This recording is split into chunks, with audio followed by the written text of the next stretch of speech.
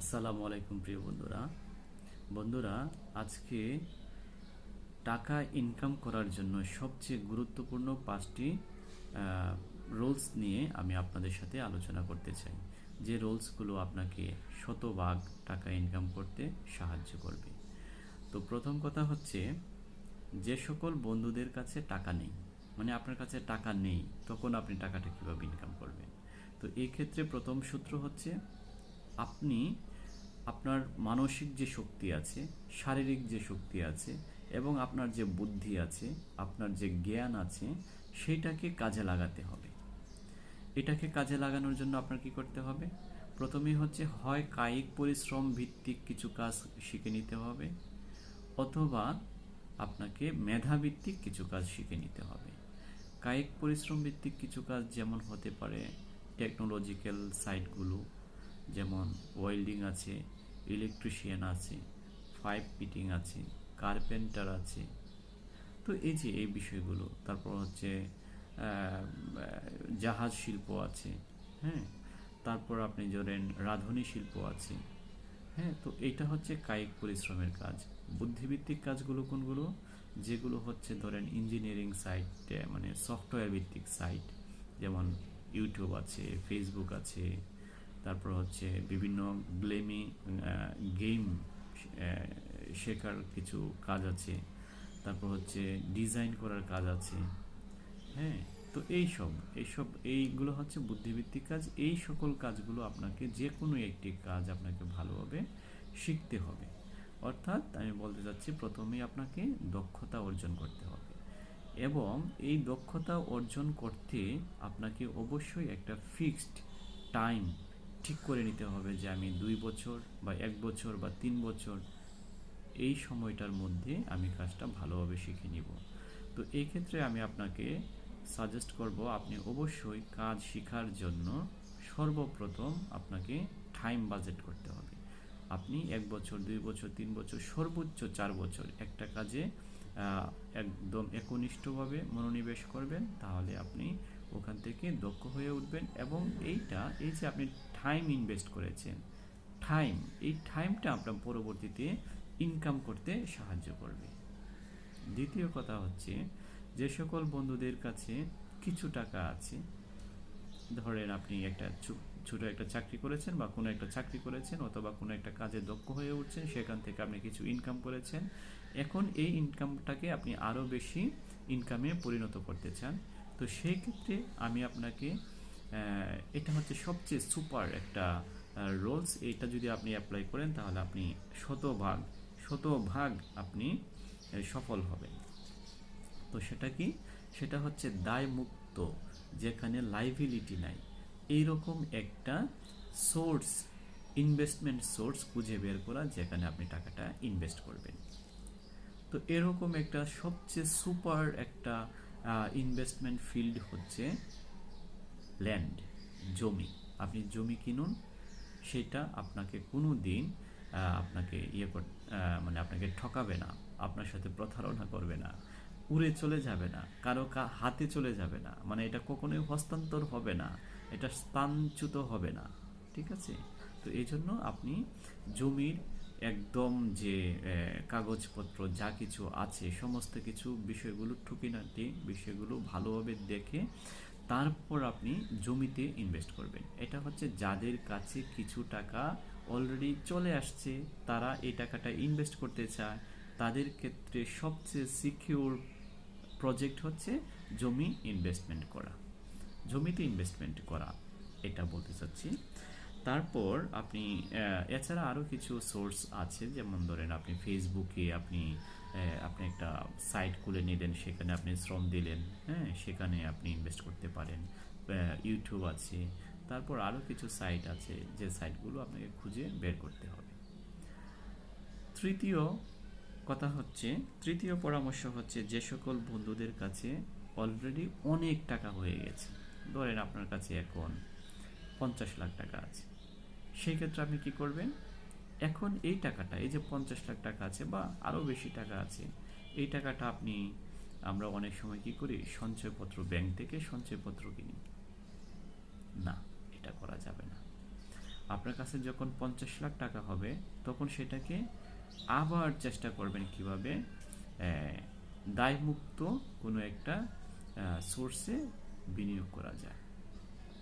অর্থাৎ আমি বলতে চাচ্ছি তৃতীয় রোলস সেটা হচ্ছে আপনার টাকাটা কোথাও স্থায়ীভাবে ভবিষ্যৎ ইনকামের জন্য বসিয়ে রাখবেন না। ধরেন আপনি ব্যাংকে 50 লাখ টাকার একটা সঞ্চয়পত্র কিনলেন আগামী 10 বছরের জন্য। তো 10 বছর পরে আপনাকে 70 লাখ টাকা দিল ধরেন, কিন্তু আপনি 50 লাখ টাকা 10 বছর পর আপনি 70 লাখ টাকা পাচ্ছেন, কিন্তু দেখবেন এখানে মুদ্রাস্ফীতির কারণে আপনার টাকার মান 70 লাখ যে টাকাটা আপনি পেয়েছেন সেটা 50 যে সময়টায় 50 লাখ টাকা আপনি রেখেছিলেন 10 বছর আগে এবং 10 বছর পরে 70 লাখ টাকা হলো, সেটার ভ্যালু প্রায় সেম। বুঝতে পেরেছেন? খুবই খুবই মানে একটা জটিল বিষয়। আপনি 50 লাখ টাকা 10 বছর আগে দিয়েছিলেন এবং 10 বছর পরে সেটা 70 লাখ পেয়েছেন, কিন্তু সেখানে আপনার যে টাকার যে ভ্যালু সেটা সমান। কিন্তু দেখবেন আপনি 50 লাখ টাকার একটা জমি কিনেছেন, কিন্তু 10 বছর পরে দেখবেন সেটা কমপক্ষে মানে আপনার বেশ কয়েক গুণ বেড়ে যাবে, 2 গুণ 3 গুণ হতে পারে। তো এই ক্ষেত্রে আমি আপনাকে সাজেস্ট করব যে আপনার টাকা কখনোই ব্যাংকে ফেলে রাখবেন না। এটা একটা অযথা মানে টাকাকে যদি আপনি ব্যবহার করতে না শিখেন তাহলে ঠিক আছে, মানে আপনি কোনো রিস্ক নিলেন না, দায় মুক্তির মধ্যে গেলেন না, তারপর আপনার এই প্রজেক্টটা তার জন্য এই প্রজেক্টটা ঠিক আছে। কিন্তু আপনি যদি টাকাকে মানে টাকা দিয়ে টাকা ইনকাম করতে চান তাহলে এটার জন্য আপনার এই প্রজেক্টটা ঠিক না। এই জন্য যারা অলস তারা কিন্তু বেশি টাকা ইনকাম করতে পারে না, বসে বসে খায় এবং আস্তে আস্তে তাদের টাকার যে মানে মূল্যটা থাকে সেটা কমতে থাকে। তারপর হচ্ছে চতুর্থ রোলস, এটা আপনাকে আরও বেশি হেল্পফুল করে তুলবে টাকা ইনকাম করার ক্ষেত্রে।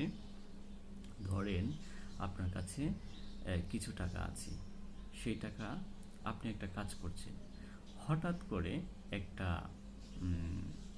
মানে আপনার আব্বু এসে বলল যে আমাকে একটা গরু কিনে দে, আমি গরু পালবো, বা আমাকে একটা ছোট ব্যবস্থা করে যে আমি একটা ব্যবসা করব। তখন আপনার কাছে আপনি চিন্তা করলেন হ্যাঁ আমার কাছে তো 5 লাখ টাকা আছে, ওখানে আমি 3 লাখ টাকা ইনভেস্ট করবো আর আব্বুকে আমি একটা কিছু করে দিই। না, এটাও করা যাবে না। আপনি যে খাতে শ্রম দিচ্ছেন, বিনিয়োগ করছেন, পরিকল্পনা করছেন, আপনার ফোকাস কখনোই অন্য কোনো বস্তুর উপর ফেলা যাবে না। তার মানে আমি 4 নাম্বার রুলসটাই বলতে চাচ্ছি যে আপনি যে প্রথম যে লক্ষ্যটা আপনি স্থির করেছেন, যে ব্যবসায় বিনিয়োগ করেছেন সেখানে, অথবা আপনার যে লক্ষ্য নির্ধারণ করেছেন সেই লক্ষ্যের বাহিরে আপনি কখনোই আপনার টাকা ইনভেস্ট করবেন না, কখনোই না, কোনো অবস্থাতেই না। যদি আপনি এটা করেন তাহলেই আপনি বুঝবেন যে আপনি হেরে যাচ্ছেন, আপনি পিছিয়ে যাচ্ছেন। তো সেটা মনে রাখতে হবে, আপনার টাকা আপনার নির্ধারিত যে ফান্ড আছে, যে উদ্দেশ্য আছে, যে ইনভেস্টমেন্ট আছে, যে পলিসি আছে, সেই পলিসির বাইরে কোনো অবস্থাতেই ইনভেস্টমেন্ট করবেন না। আপনি একটা প্ল্যান নির্ধারণ করবেন, একটা ইনভেস্টমেন্ট পলিসি নির্ধারণ করবেন, সেটার জন্য একটা ফান্ড গঠন করবেন। এই ফান্ড, এই পলিসি, এই ইনভেস্টমেন্ট কোনো অবস্থাতেই অন্য কোনো খাতে কনভার্ট করা যাবে না এখান থেকে। এটা খুবই গুরুত্বপূর্ণ বিষয়। তারপর হচ্ছে সবচেয়ে গুরুত্বপূর্ণ বিষয় হচ্ছে আপনার নিজের জন্য আপনি কিছু টাকা ইনকাম করেছেন, ঠিক আছে, আপনি 50,000 টাকা পাচ্ছেন। প্রথম কাজ হচ্ছে নিজের যে একটা মানে আপনার দক্ষতা অর্জন করার জন্য, প্রশিক্ষণ করার জন্য, বা কিছু শেখার জন্য, অথবা নতুন আপডেট কিছু বিষয় আসছে সেই বিষয়গুলো জানার জন্য যে একটা নিজের উপর যে একটা ইনভেস্টমেন্ট সেটা করবেন।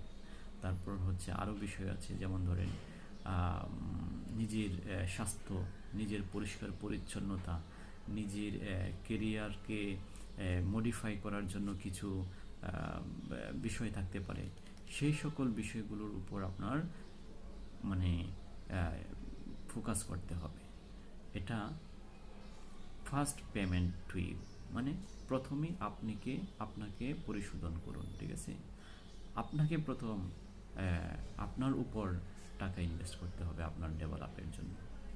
তো এই যে 5টা প্রিন্সিপালস আমি বলছি, প্রথম হচ্ছে যাদের টাকা নেই তারা যে কোনো একটা কাজ, বিশেষ করে আমি কাজের কথা বলবো, চাকরির কথা আমি বলবো না, তো যে কোনো একটা কাজে তারা দক্ষ হয়ে উঠবে। দ্বিতীয় হচ্ছে দায়মুক্ত ইনভেস্টমেন্ট সোর্স খুঁজে বের করতে হবে। তৃতীয় হচ্ছে আপনার যে টাকা অর্জিত হবে সেটা কোনো অবস্থায় ব্যাংকে ফেলে রাখবেন না, সেটাকে যত দূর সম্ভব রান করানোর চেষ্টা করবেন।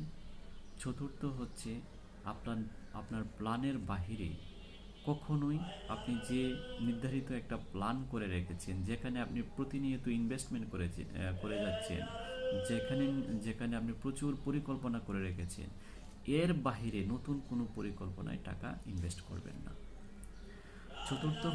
পঞ্চম হচ্ছে আপনার নিজের জন্য, নিজেকে ডেভেলপ করার জন্য একটা টাকা আপনি বাজেট করে রাখবেন।